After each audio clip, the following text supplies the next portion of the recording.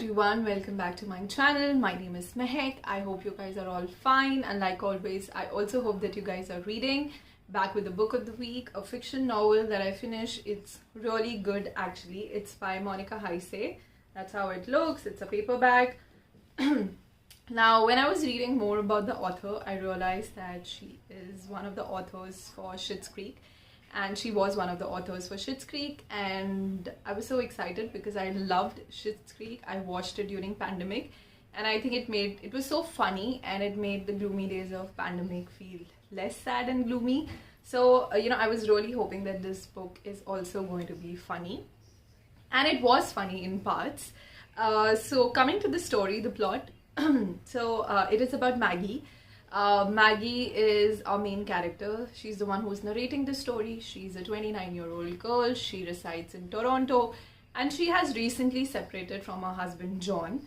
In fact, he was the only guy she's ever dated. She got married to him pretty early. And the story is basically about her life after separation. She's narrating all the disasters and the adventures that she has after separating from her husband.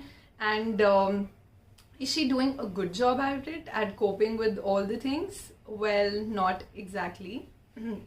Just to give you an idea, she is constantly torn between going back to her husband and moving on with her life. She goes on these multiple dates which are disasters, and however, she manages to find a really nice guy, John, but she messes that up as well and dumps him just because she thinks that he's too nice to her. And another, few things I would like to share, which would kind of give you an idea the disasters and adventures that Maggie is having. So she's obviously having sleepless nights. She's crying the entire night and getting up and waking up to wet pillowcases. She is ordering hamburgers at 4 a.m. in the night. She is doing really funny Google searches in the night, random, like what are the rules of Tinder dates, and what is the male population in Toronto, this Korean skincare regime, what is TikTok, etc. I think those Google searches were quite funny.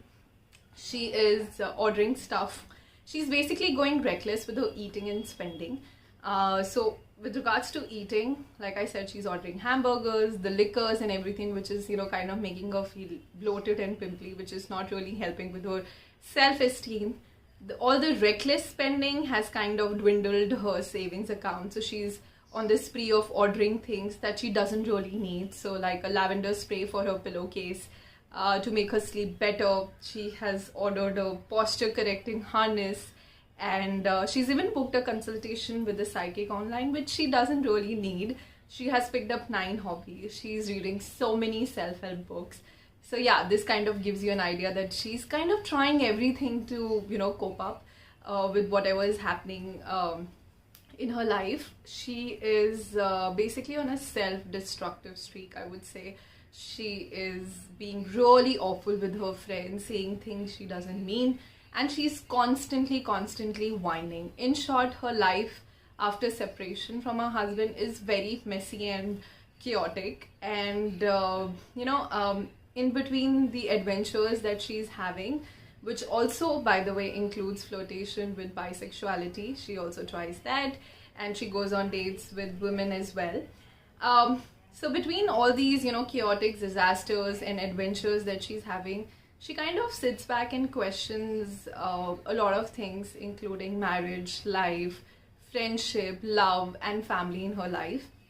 Now, does Maggie, is able to find her happiness in the book? Well, that is for you to read.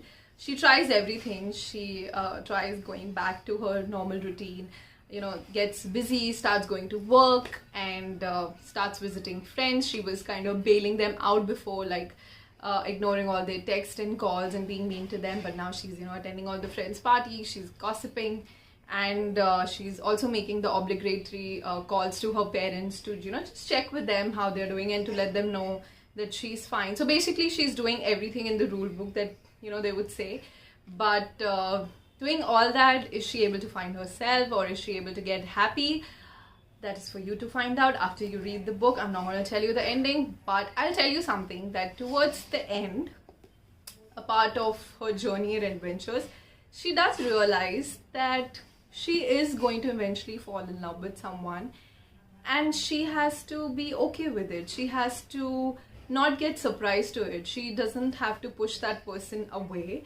It will happen, and she will have to believe it. She'll have to believe it that it's real. She doesn't know that how the next year is going to be, or who are the people that she's going to meet, or what are what are the decisions that she will take, and how the result will look like. Some of the decisions might work for her, some of the decisions might not work for her, and that's okay. She needs to accept that it's a part of life. Some things work and something does not. So this is I think a wonderful realization that she has towards the end.